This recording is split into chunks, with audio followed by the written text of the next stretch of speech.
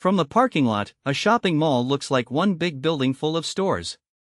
But the economics are very different from owning a single shop. A mall owner is usually a landlord, not the brand on every sign. You are not selling sneakers or burgers. You are renting space, managing traffic, and trying to turn footfall into stable cash flow.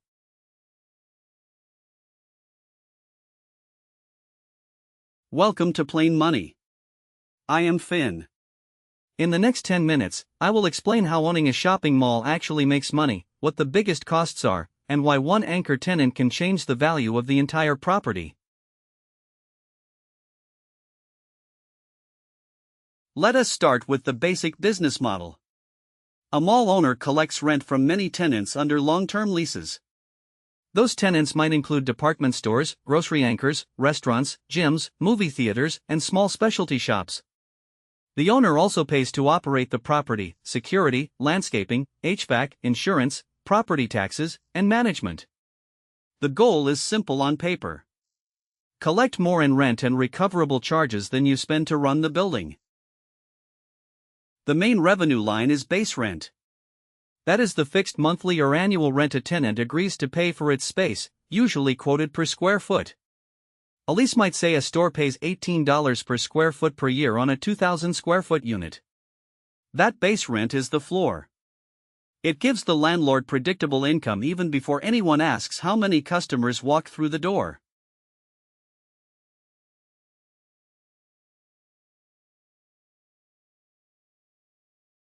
Many retail leases also include percentage rent, sometimes called turnover rent. After sales pass a breakpoint, the tenant pays the landlord a small share of gross sales above that level. This gives the owner upside when a store crushes it, while the tenant still has a manageable fixed base rent during slower months. For the landlord, percentage rent is bonus income.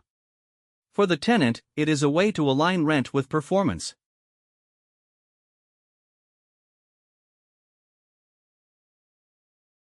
Then there are pass-through charges. Tenants often reimburse the owner for common area maintenance, property taxes, insurance, and sometimes marketing funds for the center. These are not pure profit. They recover costs of running shared hallways, parking lots, lighting, and promotions. But recovering them correctly matters a lot. Miss billing, and your real profit is lower than the rent roll suggests. Now the part most beginners miss: anchor tenants. Anchors are the big draw stores that pull people in, like a grocery chain, department store, or cinema. They are not just renting square footage. They are the reason many smaller stores exist in the same building at all. Those anchors often pay lower rent per square foot than smaller inline shops. That sounds backwards until you understand traffic. The anchor generates visitors the rest of the mall depends on, so the landlord accepts a discount on anchor rent because that traffic can be monetized elsewhere. Inline tenants are the smaller shops in the corridors around the anchors. Because the anchor brings foot traffic, those inline spaces can command much higher rent per square foot. A corridor location beside heavy daily traffic is worth more than the same square footage in a quiet center with weak anchors.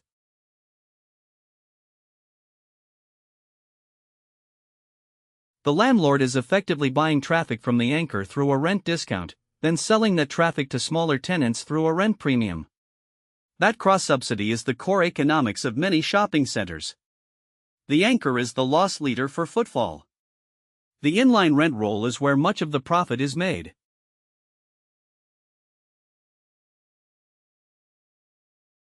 So the mall is not really one tenant business. It is a portfolio inside one building. Gross income comes from adding up base rent, percentage rent, reimbursements, parking revenue, and sometimes advertising on digital screens or kiosks.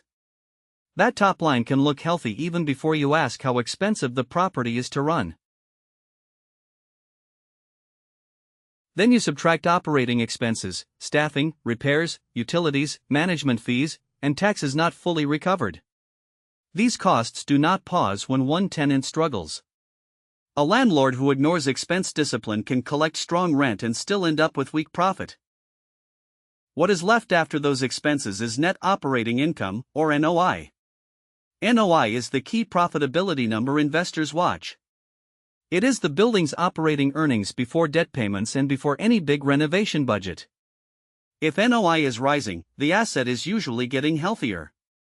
If NOI is falling, every other problem gets louder. Vacancy is one of the fastest ways to hurt NOI. An empty suite earns no rent, but the parking lot, roof, and security costs do not disappear. A mall with weak occupancy can look busy on weekends and still bleed cash if too many units are dark or paying reduced rent. That is why landlords obsess over lease expirations, tenant sales, and renewal negotiations.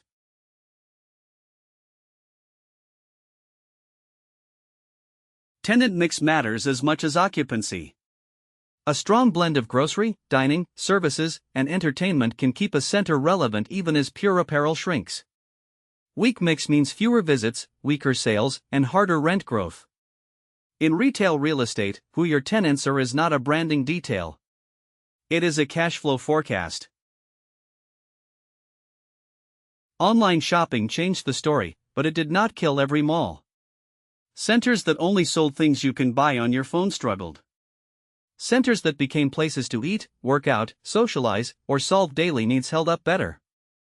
Owners who reposition toward experience, services, and convenience often have a better shot than owners hoping foot traffic returns to 2005 on its own.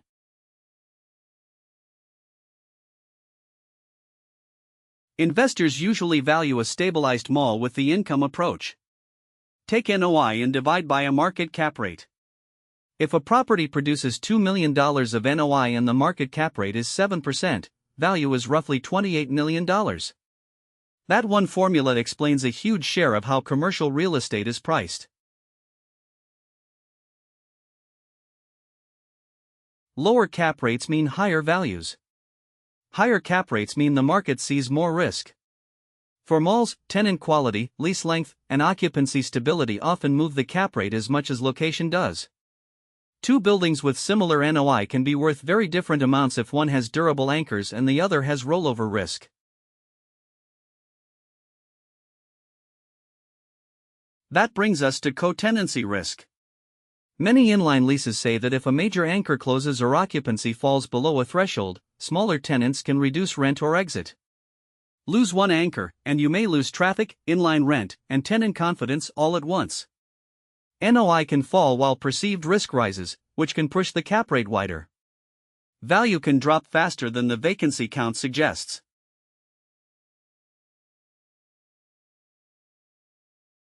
Debt matters too. Many malls are bought with large loans. If NOI falls or refinancing gets expensive, the equity return can disappear quickly. A mall can have busy weekends and still be a bad investment if it was purchased at the wrong price with too much leverage and too many lease rollovers coming due.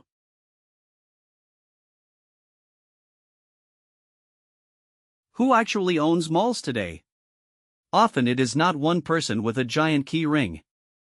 Public REITs, private equity funds, family offices, and institutional investors own the real estate while brands lease the space. That separation is useful to remember. When you walk into a famous store, you are usually looking at a tenant inside someone else's building. Strip centers and regional malls are not the same animal. A neighborhood strip with a grocery anchor can be simpler, fewer tenants, shorter walks, more daily needs traffic.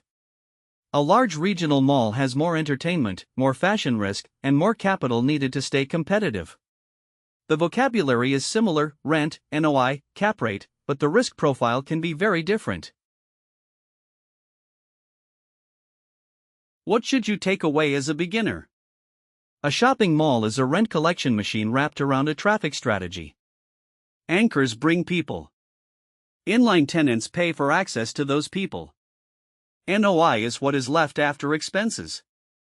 Value is NOI divided by cap rate, adjusted for risk. The building looks permanent. The cash flow is not. Your week 1 exercise is simple. Next time you visit a mall, ask 3 questions. Who likely owns the building? Which store is the traffic anchor? Which small shops are probably paying the highest rent per square foot for that traffic? You do not need a finance degree to see the business model.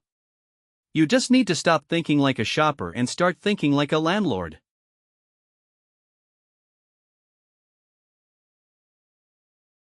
That mindset shift is the real lesson. A shopper asks what is on sale. A landlord asks who is paying rent, who is driving traffic, and what happens if one big tenant leaves. Once you see the mall as a cash flow machine instead of a weekend hangout, the economics become much easier to understand.